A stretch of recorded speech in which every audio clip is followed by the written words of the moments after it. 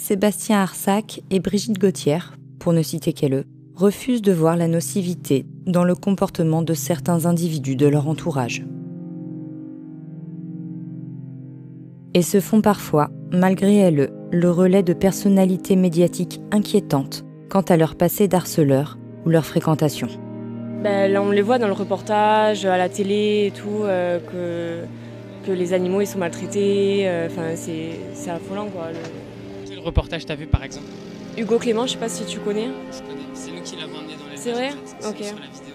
C'est vrai? Pour rappel, Hugo Clément, à l'époque en école de journalisme, a fait l'objet d'une mesure disciplinaire pour avoir harcelé une de ses camarades en raison de ses origines.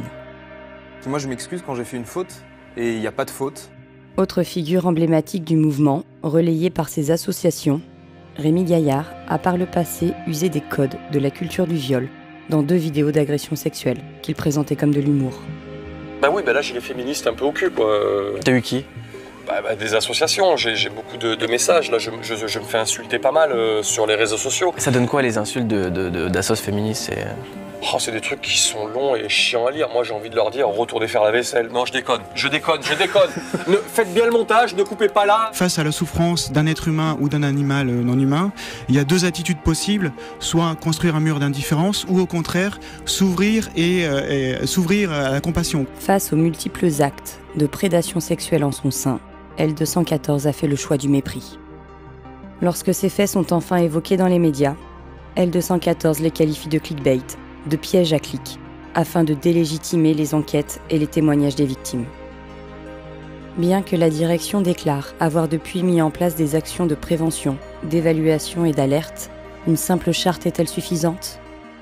À ce jour, la direction n'a pas présenté d'excuses aux victimes, ni pris de mesures concrètes pour éviter que ces violences sexuelles ne se reproduisent.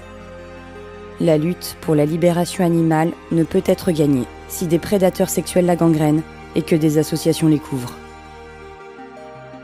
L'heure n'est plus à l'individualisation des cas d'abus sexuels. L'omerta doit cesser. L'antispécisme est le rejet de toutes les oppressions, y compris celles envers les animaux humains. Les privilèges se nichent dans le fait qu'on se tait. Plus on va garder le silence et moins en fait on va réussir à démonter le sexisme du mouvement.